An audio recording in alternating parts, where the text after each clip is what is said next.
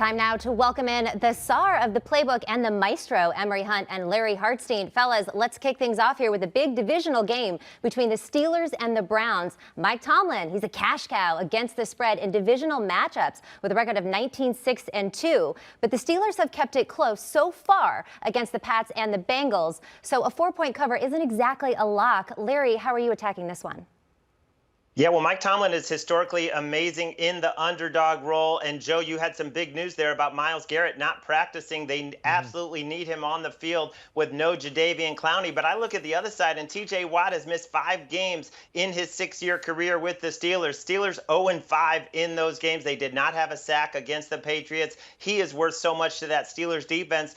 And you look at the Steelers offense, they're just pathetic right now. 31st in offensive success rate. Mitch Trubisky, they're not rolling him out. They're not getting him on the move. There's a lot of fingers being pointed at Matt Canada and saying he's not ready for this offensive coordinator role. You know, last year they blamed Big Ben, but now they're looking at Canada. The players are upset. The plays are very simple. They're running the same plays over and over. If Myles Garrett can play, I'm going to take the Browns in the first half at -3. I don't want to lay more than a field goal for the game. The Steelers have not scored a touchdown in the first quarter in 11 straight games. They only have 3 points in the first quarter this season. I'm going to play the Browns in the first half.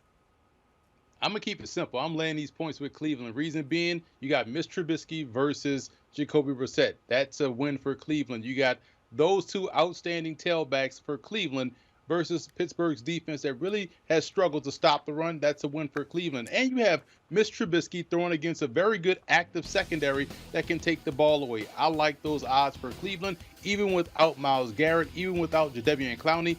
Lay these points with Cleveland. Run game and defense should help them cover this spread easily. Yeah, Larry, you said it. Pittsburgh's first 10-game script not going off as of late.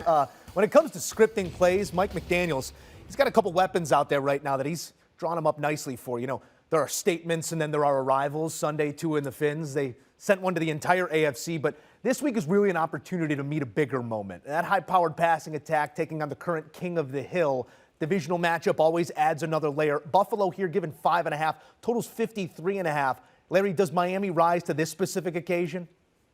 I think they do, and I think this line a little inflated. I mean, did anyone think the Bills were not going to blow out the Titans? I mean, I thought the Titans would be in it, but it shouldn't surprise when you're a 10-point favorite and you win as a blowout at home, and now the line up to 5.5. Buffalo, clearly the best team in the league right now, not taking anything away from what they've done. But look at the receiving cores that they have faced. They faced Cooper Kupp and Allen Robinson. There was no Van Jefferson, no deep threat. The Titans, no deep threat receivers to speak of, no A.J. Brown. Now you've got Jalen Waddle and Tyreek Hill, sub 4-3 guys who can get deep, and you have Mike McDaniel, a brilliant play caller, going to South Florida in September. It is a big home field advantage for the Dolphins. I'm not saying they win outright, but even if they get down 10 or so, they can come through the back door. I'll take the point.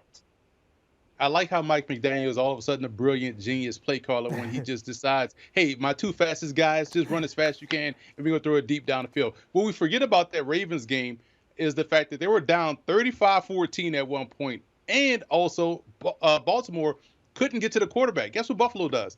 Get to the quarterback. They're going to harass Tua. They're going to make sure he doesn't have the time to get those deep shots down the field, even though a deep shot is a short pass with those 2 guys out on the perimeter. I do like Buffalo here. I think 5.5 is actually a close game when you look at this in totality for Miami. So, yes, they can keep it close, but they won't be under that spread. So lay those points for Buffalo. Emory, you played NFL Blitz. The bomb was the play call. You know, you get your guy to roll out. You get a couple streakers down the field. Maybe you drag someone up underneath. What's wrong with that play call? Well, football is an easy game, and football makes sense. It's so easy. Get your fastest guys to run fast and throw it to them and see how fast they can get downfield. The first time I've heard football is an easy game, but I will believe you on this one, Emory. Elsewhere, the Chiefs will head to Indy. The 2 teams completely different ends of the spectrum here. The Chiefs are 2-0, while the Colts have a tie and a shutout. The spread has moved quite a bit from the look-ahead line at 2.5. Kansas City now favored by just under a touchdown. Emory, it's a desperate spot for a big home dog. This one could get ugly. Tell us how you see it.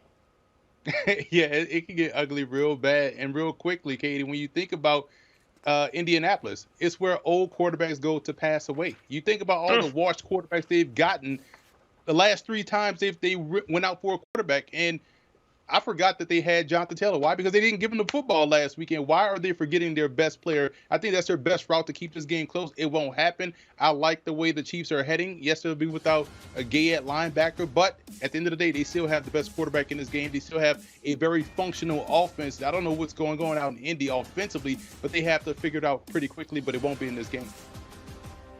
Our crack graphics team putting up the numbers of Patrick Mahomes in September. Another thing you could put up is he never lost a game indoors. On the other side, you got Matt Ryan, 1 TD, 4 picks, 5 fumbles so far. The Colts would be 0-2, but they recovered 4 of those 5 fumbles. All of that said, I do not want to lay this many points. You have a desperate home dog. You have Michael Pittman trending in the right direction. He's making good progress with that quad injury. And Shaq Leonard, this guy could also be back. He practiced last week. He's the leader of the defense, the most explosive player on the offense. Those 2 guys come back. It's an all-in spot, your first home game. So I'm going to play the Chiefs in a teaser. Take it down to -0.5. All they have to do is win the game. And then I'm going to pair that with the Falcons going from 2 or 2.5 up to 8.5. I don't think the Seahawks can cover that number. That's a teaser for the week. 6 consecutive seasons, Indy has rolled out a different starter on week 1. Do I hear 7? Anyone? Do I hear 7? I'll give it a 7. I'll give it a 7. Not even a month into the season, and there's a place. You can already start penning obituaries, guys. 0-3 is fatal more often than not. Both Vegas and Tennessee looking to sidestep the Reaper here in week 3. Raiders giving a deuce. Totals coming in at 45.5. But Emory, not necessarily equal parts 0-2. You got one team that lost a pair of close games, another one that might have an eye on their backup QB already. Number looks a little fishy to me. How does it look to you? I hate this game. This is the worst matchup of the week, to be completely honest.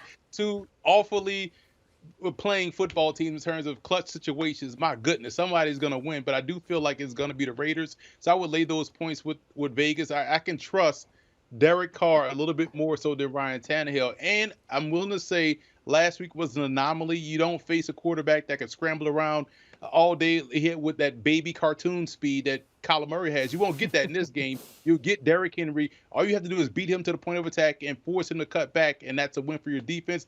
I like the Raiders in this matchup. I think they can outlast Tennessee, but stay away from this game. Don't even watch it. Just trust us and just go find something else to do when they kick on off on the screen.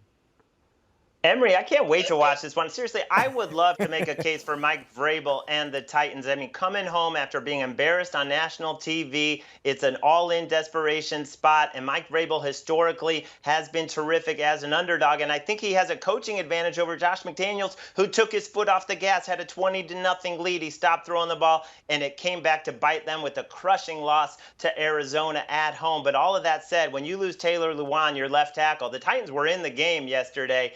And then the Bills, when Luan went out and Dennis Casey came in, he's a terrible pass blocker, and they just blew up that offensive line. And that's the same knee that Luan had surgery on. It's the same knee he injured last year. And if he can't go, Chandler Jones, Max Crosby, these guys are going to get after it. I mean, the Raiders obviously have more talent. They have more weapons in terms of the quarterback and the receivers. So reluctantly, if Taylor Lewan is out, I'll play the Raiders. What an odd head coaching matchup. You got a head coach who has more experience, but was a player under the other head coach. We'll see how that handshake goes after the game as well. Be looking out for that one.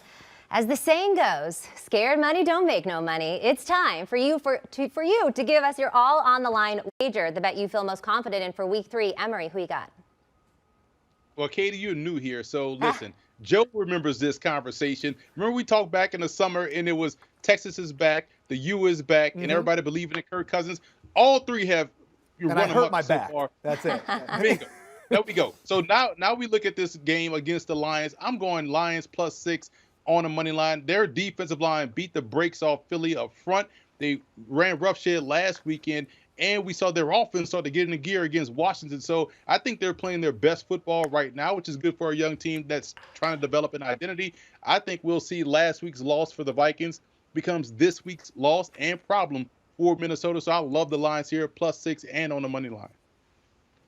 I'm going to jump on the bandwagon of people trashing Nathaniel Hackett. And really, this play on the 49ers is not so much about the fact that he's overmatched, which he is, because they will be at home, and that's a very good atmosphere and a tough place to play. But it's obvious the 49ers got a jolt from Jimmy G being back. You could tell the way they rallied around him. And the injury news with George Kittle potentially playing, and then on the other side, the Broncos already missing their star safety, Justin Simmons. Now, Patrick Surtain and Jerry Jeudy both left the game with injuries. We got to check their status.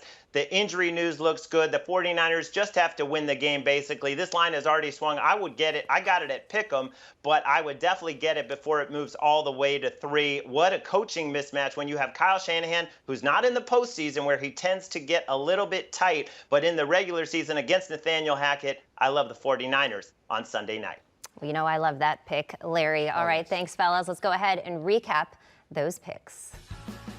There's a lot of agreement on the board. Both Larry and Emory like the Browns, Raiders, and the Chiefs this week, though Larry's getting a little bit more nuanced with the teaser in the first half bet. They're split on the Dolphins and Bills, and Larry has earned some serious brownie points by picking the Niners for his all-on-the-line bet.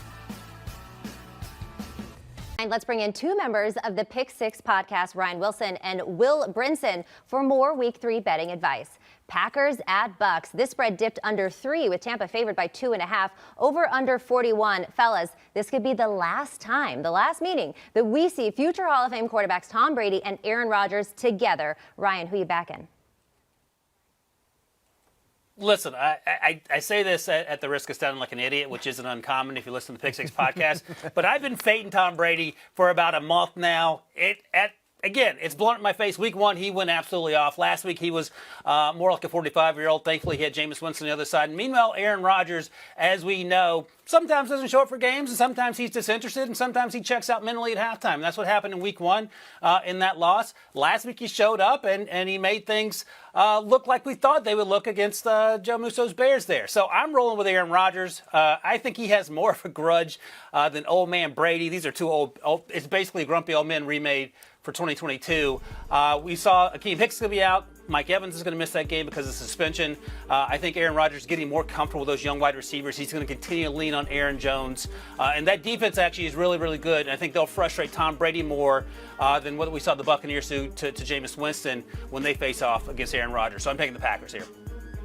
Yeah, I'm going to go with the Packers as well. Akeem Hicks is a huge injury. You talk about it, they still have Vita Vea, so they can slow down the run a little bit. But this Packers team is redesigned. They want to run the football. They want to play defense. And so do the Bucs, by the way. The Bucs, I kind of have to because they don't have any wide receivers left. Mike Evans suspended. We expect Chris Godwin to be out. So it's like basically Scotty Miller and then anybody else they pick up off the street. I think the under is actually a pretty good look. The total right now at Caesars is, or William Hill/Caesars is 41, which is a crazy low number for an Aaron Rodgers, Tom Brady matchup. But neither of these teams are explosive on offense. I think the Packers have more healthy weapons, though. John Breach previously cited on the podcast today, Aaron Rodgers' struggles in Florida, which are very real. But I think they can go down and get this one done against a banged-up Bucs team that suddenly won't be quite as good against the run without Akeem Hicks in there. Yeah, give me a Cam Brate number, and I'm taking everything over. Guys, from the macro level, looking at this week, interesting numbers attached to Week 3. 9 home dogs out there on the board as of Tuesday. Kyler and the Cards are one of them, catching 4 in the desert against a Rams team that's looked, let's call it, uninspired through 2 weeks. Ryan, Arizona looked to maybe find something late last week, but is it enough to sway you to that side of the conversation in this one? Yeah, that's going to be the question, Joe. And I think if this line had come out at halftime of the game against the Raiders, where the Cardinals were down 20-0, it might be plus 10. That's how bad the Cardinals played. But to your point, the Rams haven't been great either. And we've talked about this on the podcast for 2 weeks now. Should we be concerned about the Rams? Specifically, is Matthew Stafford's elbow where it needs to be in order to compete consistently like Sean McVay wants him to? He's thrown interceptions his entire career. He did it last year, had 17. But he looks a little off this year. That doesn't mean they can't win. They found a way to do it last week, of course. I'm taking the Cardinals here at +4, in part because of recency bias. I'm buying into what Kyler Murray did at the end of that game. Also because they play well typically early in the season. There is no DeAndre Hopkins for the first six games. We know that. The wheels typically don't fall off for Cliff Kingsbury and Kyler Murray until late November, early December. I think they're going to build on the momentum that they got that began last week in Las Vegas. I'm not sure if they win this game, but the +4 at home, I like the Cardinals with that. As you can see in that board, the Cardinals have failed to cover 6 straight home games. They've also lost 6 straight home games. I like the Rams in this spot. It's a nice, friendly environment for for Los Angeles. Matthew Stafford has, Allen Robinson getting more involved, Cooper Kupp playing well. And the Rams have the type of weapons on defense where you can prevent Kyler Murray from doing the things that he did on Sunday. It is not sustainable, as we pointed out on Sunday night's recap podcast, while ignoring Musso in the chat, is that it's not sustainable for Kyler Murray to just run around and make plays randomly throughout the course of the second half because his team is trailing. Like, he's a freak athlete, and he can do a bunch of great stuff with his legs, but it's just not sustainable. So I like the Rams to find a way to win this one and to cover fairly easily. I think Los Angeles, where people are a little down on them, but remember, they were slaughtering the Falcons, and the first game against the Bills looked like a complete truck stick. So I think we need to take Bills' losses against the Bills with a great assault right now. That's just ambush marketing. I'm just trying to get Will to say my name during the podcast. One of the finest NFL podcasts out there. And if he can say Joe Musso every once in a while, it's good business. Win for everybody. Good business. Win for everybody. The Niners head to Mile High for the first time since 2014. However, they're up against a familiar foe in Russell Wilson. This spread did a 180. The Niners went from a 2.5-point dog to essentially a pick'em after Jimmy G was reinstated as QB1 in San Francisco. Will, can Garoppolo squeak out another win for the Niners this week? Yeah, I mean, why not? The Niners have one of the a top 5 defense in the NFL, and Jimmy G knows how to operate this system. We don't know.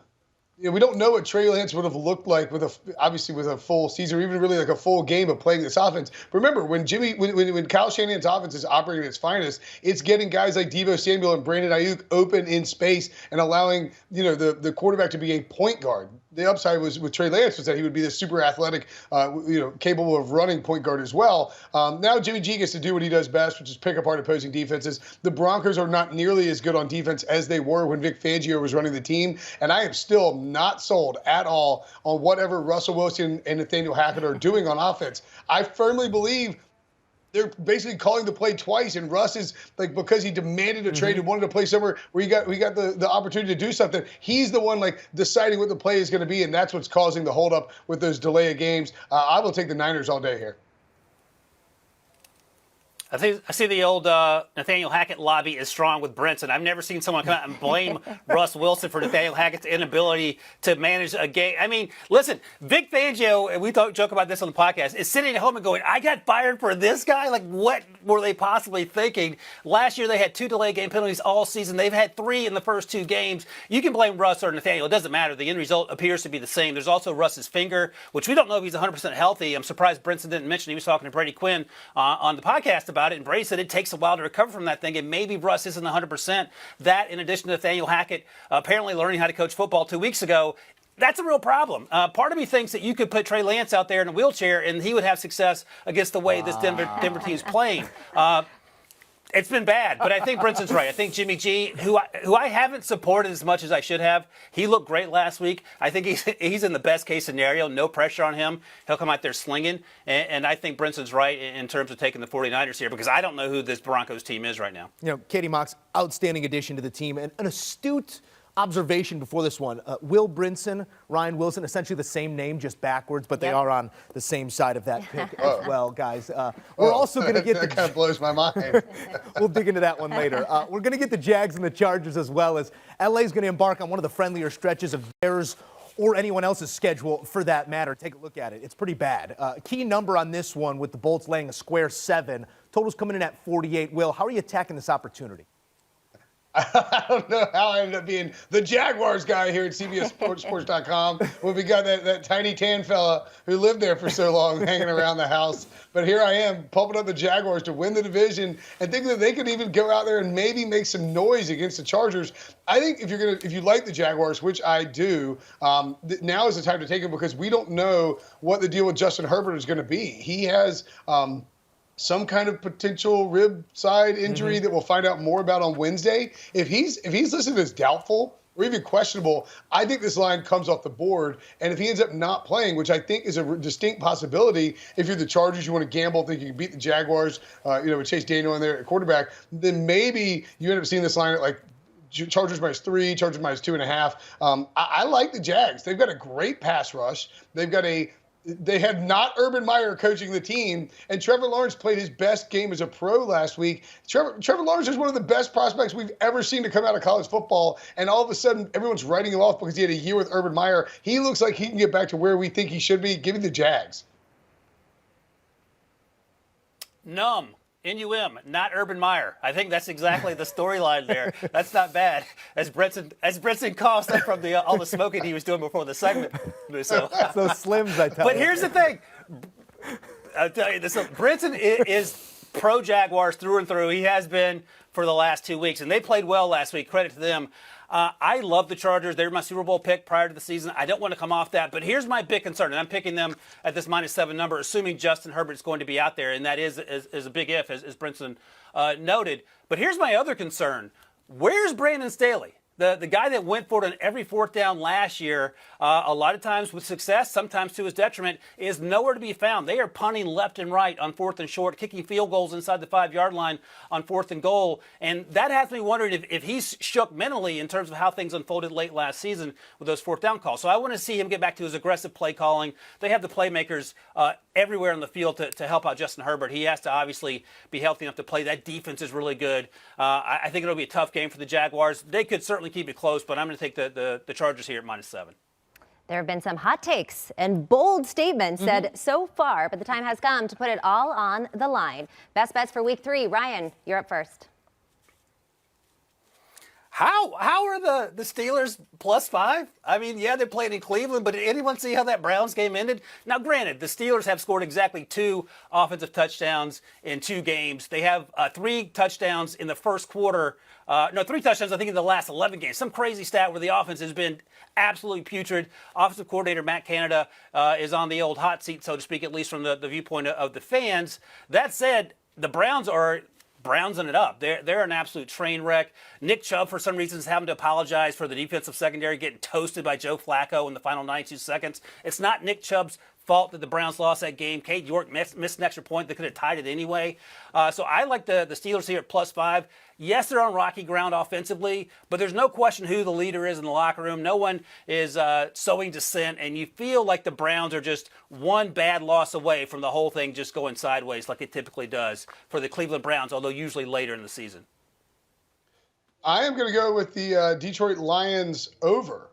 They're playing the Vikings, which is a bonus because we've seen the Vikings put up points against the Packers. Although obviously on Monday night against my Philadelphia Eagles, they struggled mightily. The Lions are the second highest scoring team in the NFC.